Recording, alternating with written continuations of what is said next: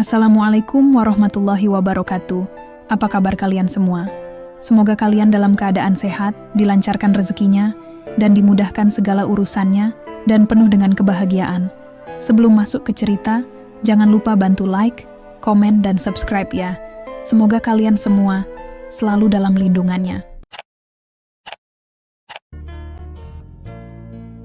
Aku tidak pernah menyangka hidupku akan berubah dalam semalam. Semua impian, rencana, dan harapan yang telah kususun rapi hancur begitu saja, dihancurkan oleh orang yang paling aku percaya, kakakku sendiri. Sejak kecil, aku dan kakakku, Maya, selalu bersama. Meski berbeda sifat, kami tumbuh dengan ikatan yang kuat sebagai saudara.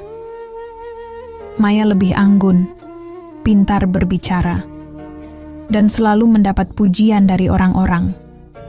Sementara aku, Rina, lebih pendiam dan sederhana. Ibu selalu berkata bahwa Maya adalah kebanggaan keluarga, dan aku pun tak pernah merasa iri. Aku justru bangga memiliki kakak yang luar biasa. Namun, segalanya berubah saat aku bertunangan dengan Arman. Arman adalah pria yang mapan, baik hati, dan bertanggung jawab. Kami sudah menjalin hubungan selama 3 tahun, dan saat ia melamarku, aku merasa seperti wanita paling bahagia di dunia. Tapi aku tidak pernah menyangka bahwa kebahagiaan itu hanya sesaat. Sehari sebelum pernikahan kami, aku mendapat kabar yang menghancurkan hatiku. Arman membatalkan pernikahan. Bukan hanya membatalkan, tetapi ia memilih menikahi kakakku, Maya. Aku pikir itu lelucon.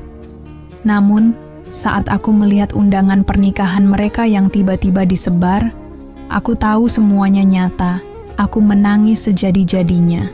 Tidak ada yang berpihak padaku. Ibu justru membela Maya, berkata bahwa ini adalah jodoh dan aku harus menerimanya dengan lapang dada. Ayah hanya diam, seperti biasa. Tidak ada yang peduli pada perasaanku. Aku merasa dikhianati, tidak hanya oleh tunanganku, tetapi juga oleh keluargaku sendiri. Namun, di tengah keputusasaan, seseorang datang menemuiku. Dia adalah Reza, pria yang seharusnya menjadi tunangan Maya. Reza bukan orang kaya, hanya seorang pria sederhana yang bekerja serabutan. Maya menolaknya karena ia menganggap Reza tidak bisa memberikan kehidupan mewah yang diimpikannya. Reza datang dengan senyum tipis dan berkata, "Bagaimana kalau kita menikah?" Aku terkejut. Tawaran itu terdengar gila. Aku bahkan belum sepenuhnya sembuh dari luka akibat pengkhianatan Arman dan Maya.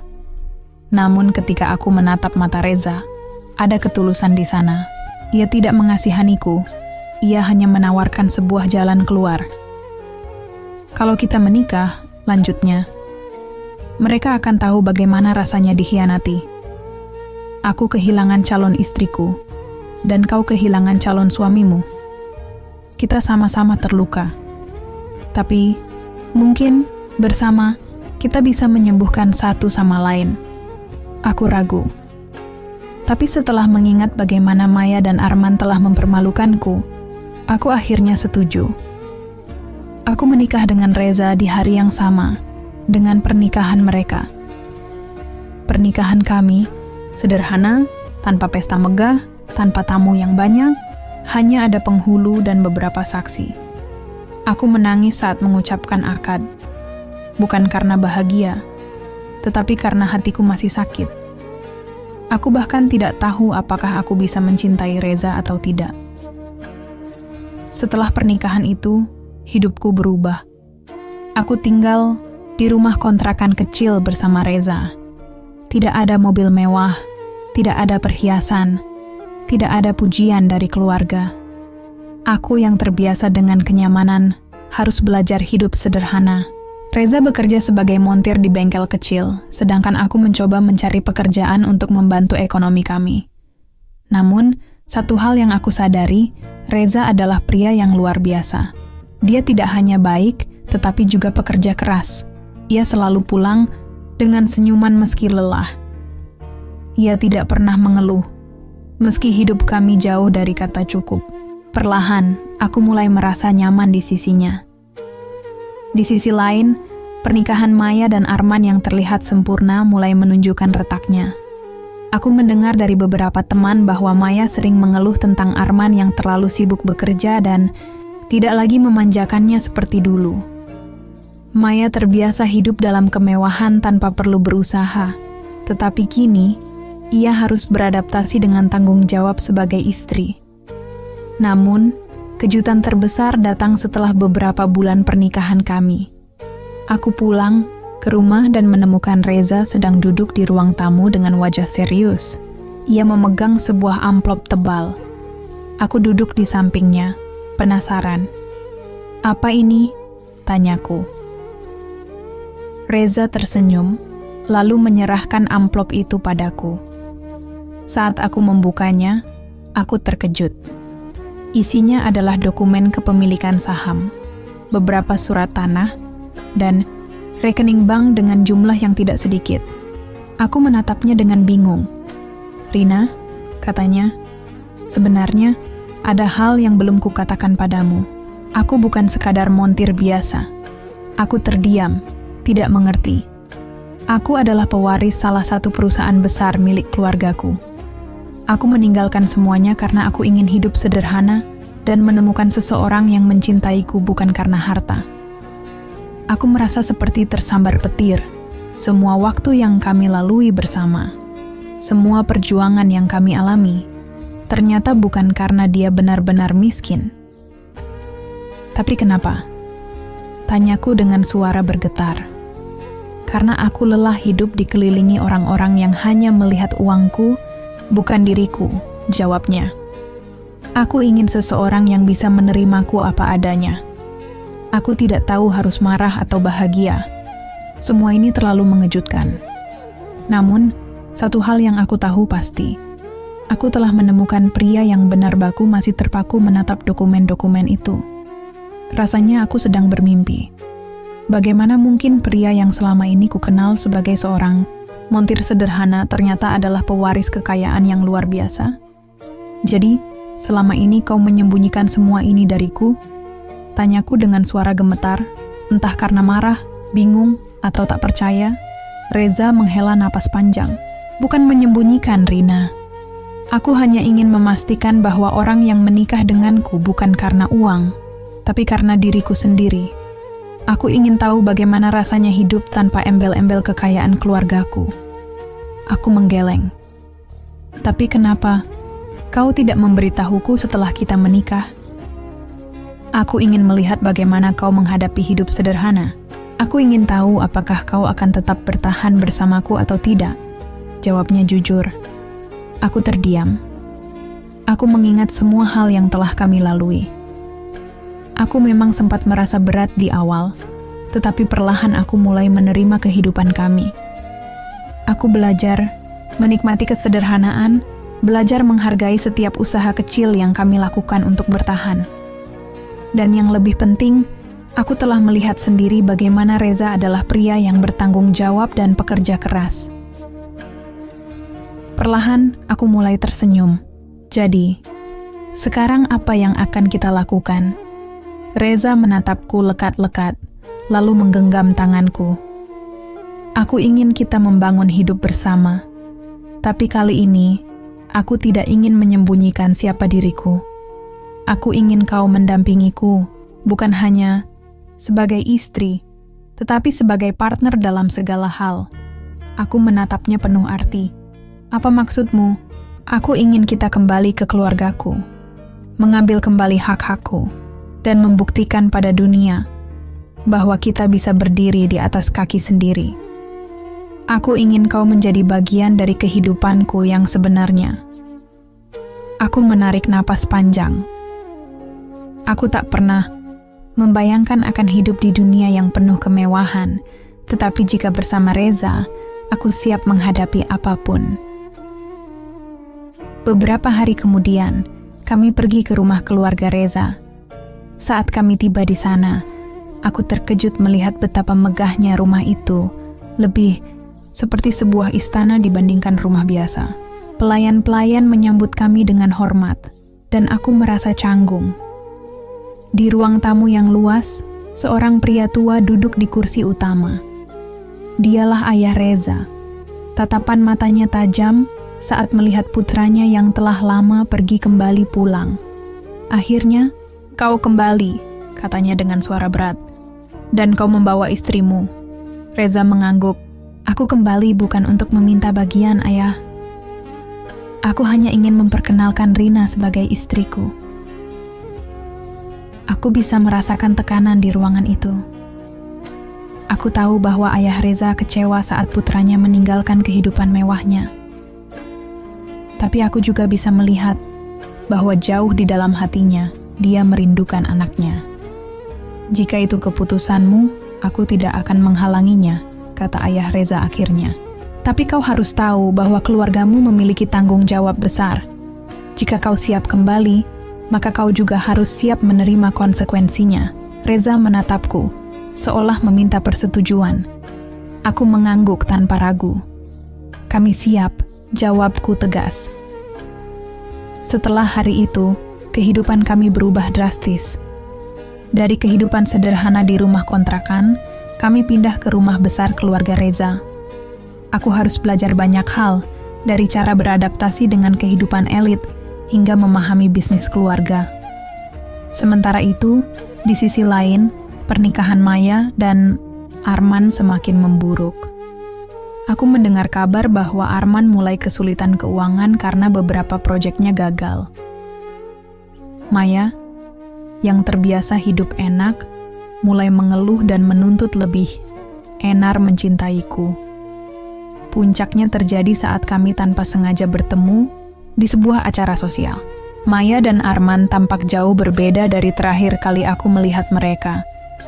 Maya tidak lagi secantik dan seanggun dulu. Raut wajahnya penuh tekanan. Arman tampak lelah, seolah semua masalah dunia ada di pundaknya.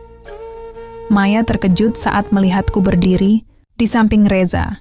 Terlebih lagi ketika dia mengetahui siapa sebenarnya suamiku. "Rina?" Suaranya bergetar. Kau hidup seperti ini sekarang?" Aku tersenyum kecil. "Iya, Maya. Hidup memang penuh kejutan, bukan?" Aku bisa melihat amarah dan rasa menyesal di matanya. Dia menyadari sesuatu, bahwa pria yang dulu ia remehkan, pria yang ia tinggalkan demi kemewahan, ternyata adalah seseorang yang jauh lebih hebat daripada yang ia duga. Dan di saat itu, aku tahu bahwa aku telah memenangkan segalanya. Maya tampak terdiam, matanya menatapku dengan sorot tidak percaya. Aku bisa melihat bibirnya sedikit bergetar, seolah ada sesuatu yang ingin ia katakan tetapi tertahan. Sementara itu, Arman yang berdiri di sampingnya tampak tidak kalah terkejut. Wajahnya tegang, rahangnya mengeras. Aku bisa merasakan perasaan tidak nyaman dari dirinya. Mungkin dia menyesal, mungkin dia baru sadar bahwa perempuan yang dulu ia tinggalkan kini hidup jauh lebih baik daripada yang ia bayangkan. Aku tidak menyangka. Suara Maya lirih, nyaris seperti bisikan. "Kau menikah dengan Reza dan ternyata dia..." "Ya," potong Reza dengan nada tenang namun penuh ketegasan. "Aku bukan montir biasa seperti yang kau kira. Dan aku bersyukur karena aku memilih Rina." Aku merasakan genggaman tangan Reza semakin erat di jemariku. Aku bisa melihat sorot kepuasan di matanya. Bukan karena ingin pamer atau membalas dendam, tetapi karena ia tahu bahwa aku akhirnya mendapatkan keadilan. Maya menatapku dalam-dalam, seolah mencari jawaban di wajahku. Aku tidak mengatakan apapun, tetapi aku tahu dia menyadari sesuatu. Jika dulu dia begitu meremehkan Reza, kini kenyataan yang ia hadapi berbanding terbalik. Aku menatap Maya dengan pandangan netral. Aku tidak ingin menunjukkan kesombongan, tetapi aku juga tidak ingin menunjukkan kelemahan. "Apa kau bahagia?" Tanyaku akhirnya, suara pelan, tetapi cukup tajam untuk menusuk. Maya tersentak. Wajahnya langsung berubah tegang, dan seketika aku tahu jawabannya. Ia tidak bahagia. Aku tidak perlu dia mengatakan itu secara langsung. Dari caranya menggigit bibir dan menundukkan kepala, aku tahu bahwa pernikahannya dengan Arman tidak seperti yang ia harapkan. Aku tidak ingin berlama-lama di sana. Aku menarik tangan Reza dan pergi meninggalkan mereka. Aku tidak membenci Maya, tetapi aku juga tidak ingin terus-menerus berada di dekatnya. Aku telah cukup terluka, dan sekarang aku ingin fokus pada kebahagiaanku sendiri. Namun, aku tidak menyangka bahwa pertemuan itu hanyalah awal dari segalanya. Beberapa minggu setelah pertemuan itu, aku mendapat kabar bahwa bisnis Arman mulai runtuh. Maya, yang terbiasa hidup dalam kemewahan, mulai sering mengeluh dan bertengkar dengan suaminya. Beberapa kali aku mendengar bahwa mereka bertengkar di depan umum, sesuatu yang tidak pernah kubayangkan sebelumnya. Suatu hari, di sebuah kafe tempat aku bertemu dengan teman-temanku, aku dikejutkan oleh kehadiran Maya. Ia datang dengan wajah kusut, matanya sembab seperti habis menangis. Aku bisa merasakan bahwa ada sesuatu yang salah. "Rina, aku ingin bicara," katanya dengan suara gemetar. Aku menatapnya sejenak sebelum akhirnya mengangguk. Kami duduk berhadapan, suasana di antara kami terasa canggung. "Arman, dia bangkrut," katanya dengan suara lemah. "Perusahaannya hancur, hutangnya menumpuk, dan dia mulai berubah." Aku diam, menunggu ia melanjutkan. Aku tidak sanggup, Rina," lanjutnya. Suaranya bergetar. "Aku tidak pernah berpikir hidupku akan seperti ini. Dulu aku pikir menikah dengan Arman adalah keputusan terbaik. Tetapi sekarang aku sadar, aku telah melakukan kesalahan besar." Aku menatapnya tanpa ekspresi. Aku tidak ingin merayakan penderitaannya. Tetapi aku juga tidak bisa melupakan apa yang telah ia lakukan padaku. "Dan kau tahu hal yang paling menyakitkan?" Maya melanjutkan. Suaranya nyaris seperti bisikan. "Aku baru sadar. Arman tidak pernah benar-benar mencintaiku. Dia hanya ingin seseorang yang bisa melengkapi citranya. Dan ketika semuanya hancur, dia bahkan tidak peduli lagi padaku." Aku menarik napas panjang. Aku bisa merasakan kepedihan di matanya.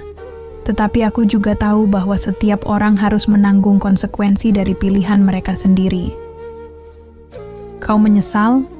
tanyaku akhirnya. Maya menunduk. "Sangat." Aku terdiam. Aku tidak tahu harus merasa kasihan atau tidak. "Aku hanya ingin mengatakan sesuatu padamu, Rina," lanjutnya. "Kau beruntung. Beruntung karena memilih pria yang tepat. Aku iri padamu." Aku menggeleng pelan. "Bukan soal keberuntungan, Maya. Ini tentang bagaimana aku menghargai seseorang yang benar-benar mencintaiku." Aku tidak tahu apakah Maya benar-benar memahami kata-kataku atau tidak. Tetapi saat aku melihatnya berjalan pergi dengan langkah gontai, aku sadar satu hal. Kehidupan memang selalu adil pada akhirnya.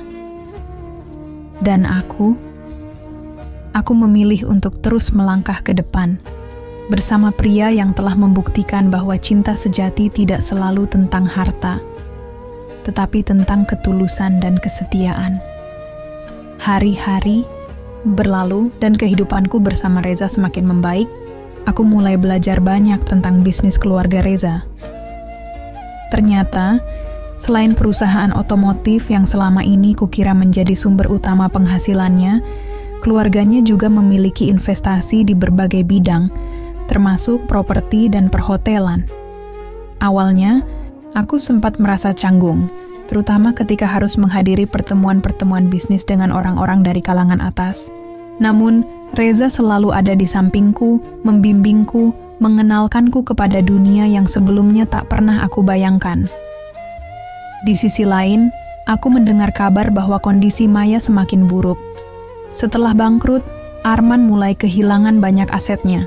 Maya yang terbiasa hidup mewah kini harus berjuang menghadapi kenyataan bahwa ia tidak lagi bisa menikmati hidup seperti dulu.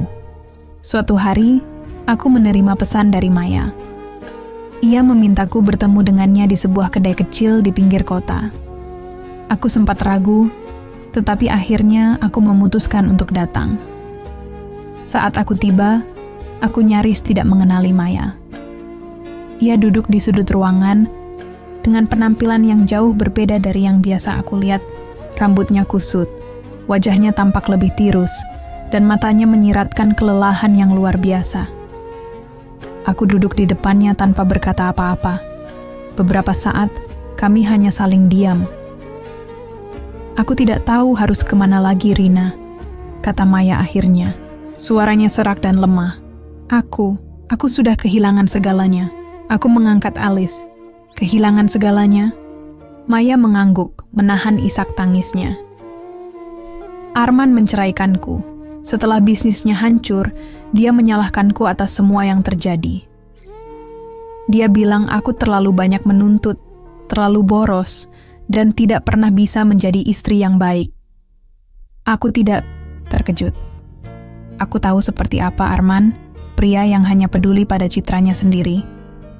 "Aku tidak punya rumah, tidak punya uang, tidak punya siapa-siapa," lanjut Maya. "Ibu bahkan menolak menampungku karena dia masih lebih membela Arman daripada aku sendiri. Aku benar-benar sendirian, Rina." Aku menarik napas panjang. Aku tidak pernah menyangka kakakku yang dulu begitu angkuh, kini duduk di depanku dalam kondisi seperti ini. "Jadi, apa yang kau inginkan dariku?" tanyaku akhirnya. Maya menatapku, matanya penuh harap. "Aku tidak tahu.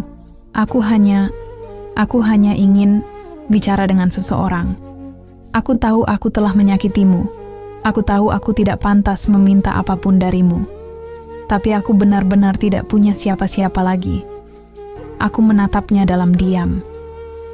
Ada bagian dalam diriku yang ingin membalas dendam. Ingin membiarkannya merasakan bagaimana rasanya dikhianati dan dibiarkan sendirian. Namun, aku bukan orang seperti itu. Aku menghela napas.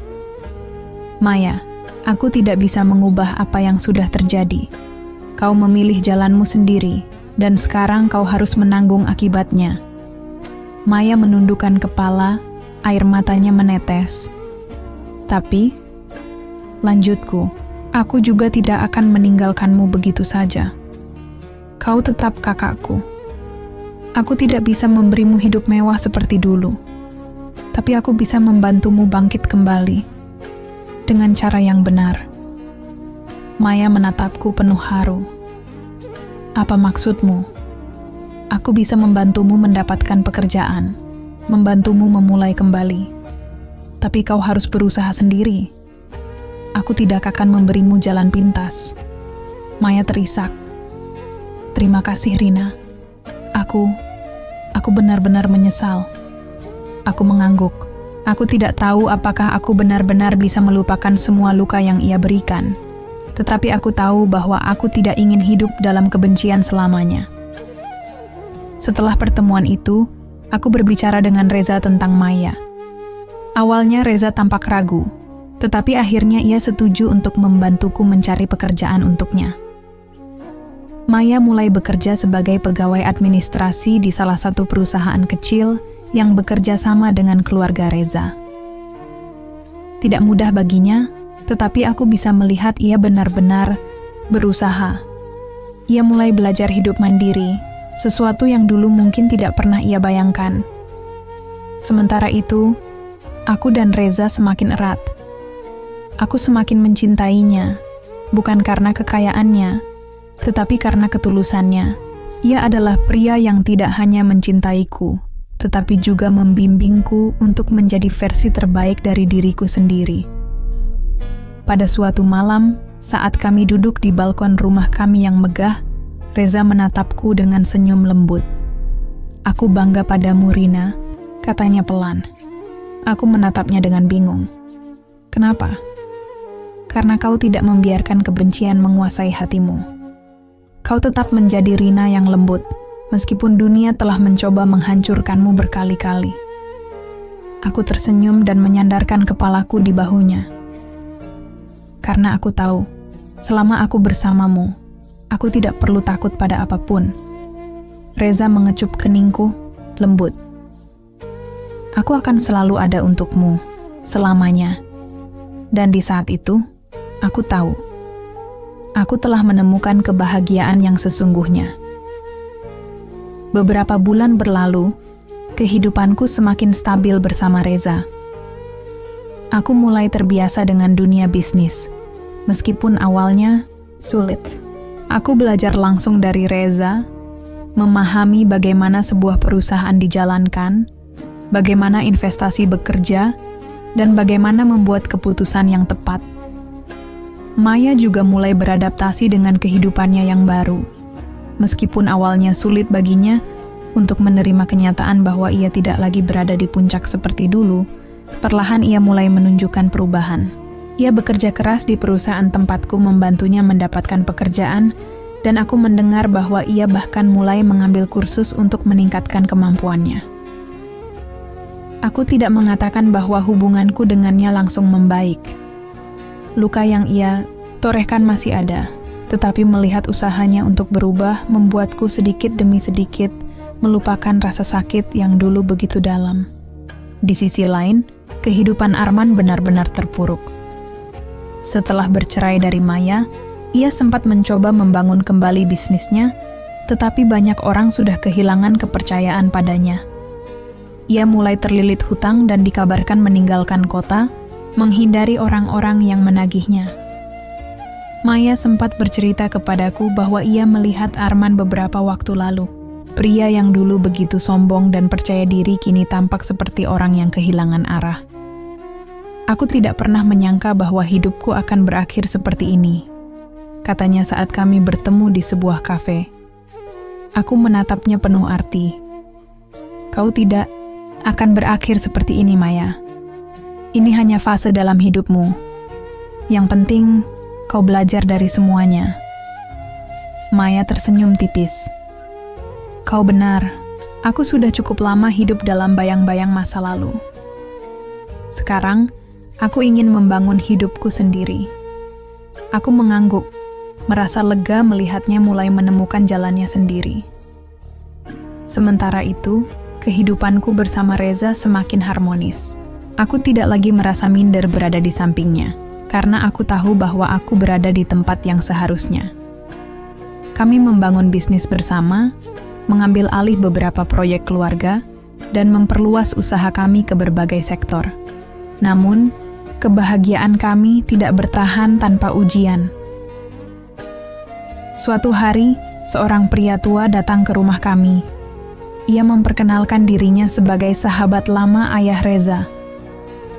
Ada sesuatu yang harus kalian ketahui, katanya dengan suara berat. Aku dan Reza saling bertukar pandang. Kami tidak tahu apa yang akan ia katakan, tetapi dari raut wajahnya, aku bisa merasakan bahwa ini bukanlah kabar yang menyenangkan.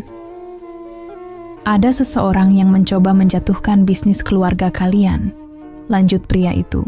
Seseorang yang ingin mengambil alih semuanya. Aku merasakan ketegangan di udara. Reza mengepalkan tangannya. Siapa? Pria itu menghela napas panjang sebelum akhirnya menyebut sebuah nama yang membuat kami terkejut. Arman. Ternyata setelah meninggalkan kota, Arman tidak benar-benar menyerah. Ia kembali dengan rencana licik untuk menghancurkan bisnis keluarga Reza. Aku tidak mengerti bagaimana ia bisa mendapatkan dukungan dari beberapa orang berpengaruh. Tetapi yang jelas, ia memiliki cukup kekuatan untuk membuat masalah besar.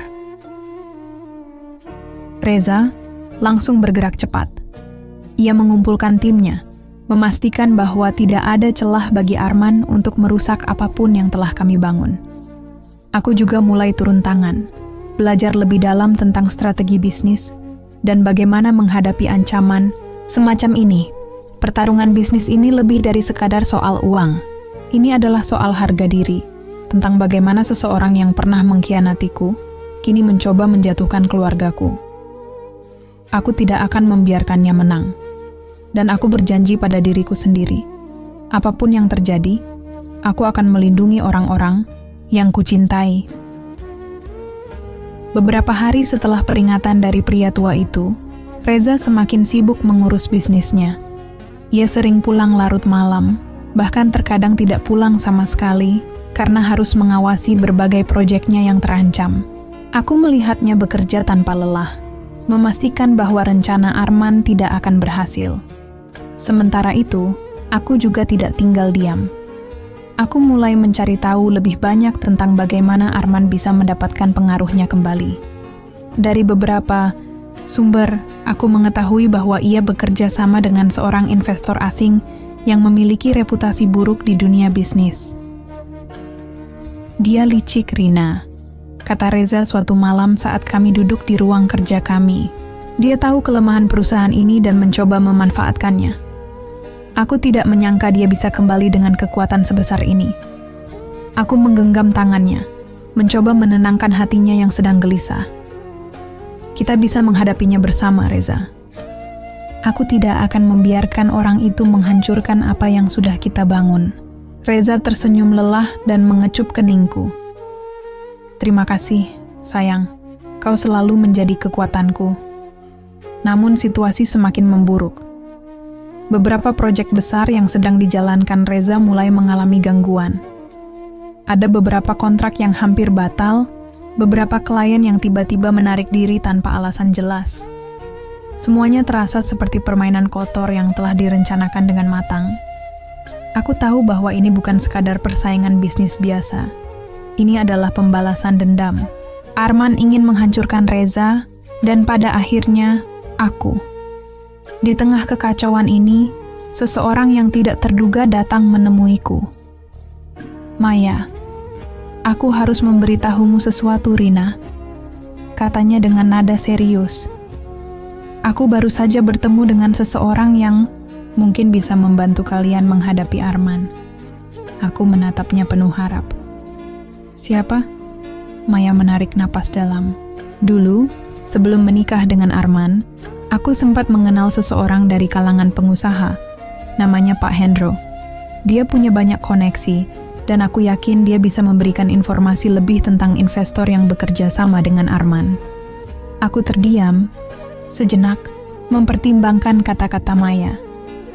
Aku tahu bahwa kakakku telah banyak berubah, dan ini mungkin caranya untuk menebus kesalahannya. Aku akan menemui orang itu, kataku akhirnya. Maya mengangguk. Aku akan mengatur pertemuan. Rina, aku benar-benar ingin membantumu kali ini.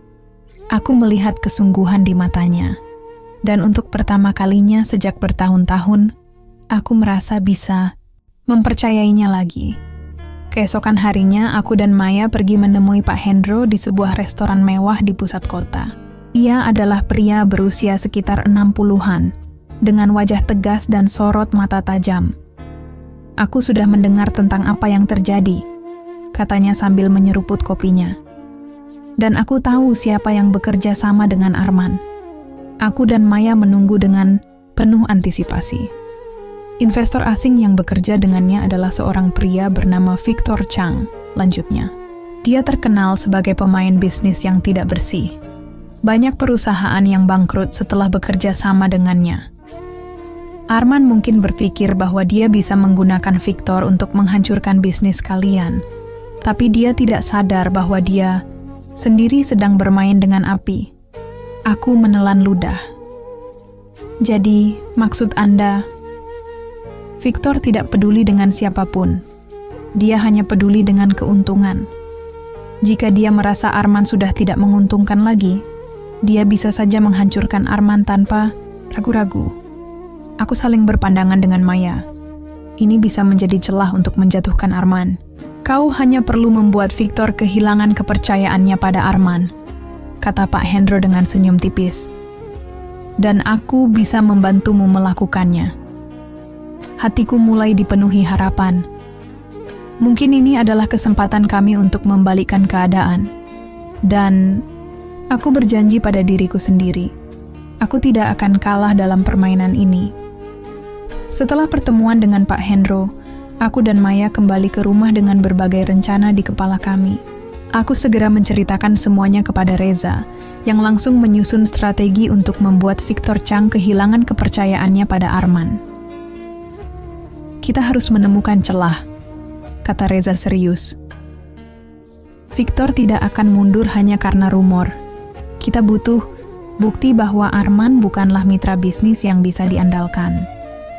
Kami mulai menggali lebih dalam tentang transaksi dan kerja sama Arman dengan Victor. Dari beberapa sumber, kami mengetahui bahwa Arman telah memberikan janji-janji palsu kepada Victor tentang aset dan proyek yang sebenarnya tidak ia miliki. Jika kita bisa menunjukkan pada Victor bahwa Arman sedang menipunya, dia akan menarik diri, kataku. Reza mengangguk. Dan saat itu terjadi, Arman akan kehilangan semua dukungan yang ia miliki. Selama beberapa hari berikutnya, aku dan Reza bekerja tanpa henti. Kami menghubungi berbagai koneksi bisnis, mengumpulkan dokumen, dan bahkan menyewa tim investigasi untuk menggali lebih dalam. Sementara itu, Maya memainkan perannya dengan baik. Dengan koneksi lamanya, ia berhasil mendapatkan akses ke beberapa dokumen penting yang membuktikan bahwa Arman telah menggelembungkan nilai investasinya untuk menarik perhatian Victor. Aku tidak menyangka Maya akan terlibat sejauh ini. Ia benar-benar berusaha membantuku. Aku ingin menebus semua kesalahanku, Rina, katanya suatu malam saat kami sedang duduk bersama di teras rumah. Aku tidak ingin kau mengalami apa yang pernah aku alami. Aku sudah cukup kehilangan segalanya. Aku menatapnya dan tersenyum kecil. Terima kasih, Maya. Aku menghargai usahamu. Dengan bukti yang sudah kami kumpulkan, saatnya menjalankan langkah terakhir. Reza mengatur pertemuan dengan Victor Chang, berpura-pura tertarik untuk bekerja sama dengannya. Dalam pertemuan itu, ia secara tidak langsung menunjukkan beberapa bukti tentang kebohongan Arman, membuat Victor mulai meragukan keputusannya. Dan saat itulah, kami menjatuhkan pukulan terakhir. Di tengah pertemuan, Maya, yang kami libatkan dalam rencana ini, datang membawa beberapa dokumen penting yang menunjukkan bahwa Arman telah menggunakan dana investasi untuk kepentingan pribadinya. Victor Chang membaca dokumen itu dengan ekspresi dingin. Aku bisa melihat perubahan di wajahnya. Aku tidak suka dibohongi, katanya dingin. Arman bermain dengan api. Keesokan harinya, Victor membatalkan semua kerja samanya dengan Arman. Para investor lain yang semula mendukungnya juga mulai mundur satu persatu. Dalam waktu singkat, Arman kehilangan segalanya. Lagi, kabar ini segera menyebar. Arman yang sudah begitu yakin akan kemenangannya, kini kembali terjerumus ke dalam kehancuran. Aku tidak merasa puas atau senang melihatnya jatuh. Aku hanya merasa lega karena akhirnya aku dan Reza bisa menjalani hidup kami tanpa gangguan darinya. Beberapa minggu setelah kejadian itu, aku menerima sebuah pesan dari nomor tak dikenal. Rina, aku sudah kalah. Aku tidak punya apa-apa lagi. Aku hanya ingin kau tahu bahwa aku menyesal atas semua yang sudah aku lakukan. Aku tidak bisa membenci Maya karena meninggalkanku. Aku pantas mendapatkannya. Aku hanya berharap suatu hari nanti kau bisa memaafkanku. Aku membaca pesan itu berulang kali, mencoba mencari tahu apakah aku merasakan sesuatu. Tapi tidak. Aku tidak merasakan dendam, tidak juga kasihan. Aku hanya merasa lega. Aku tidak membalas pesannya. Aku memilih untuk melangkah maju, meninggalkan semua luka dan pengkhianatan di masa lalu. Kini, hidupku bersama Reza semakin bahagia. Kami telah melewati begitu banyak hal, dan semua itu hanya membuat kami semakin kuat, dan aku tahu tidak ada lagi yang bisa menghalangi kebahagiaan kami. Setelah Arman benar-benar tumbang, kehidupanku dan Reza berjalan lebih tenang.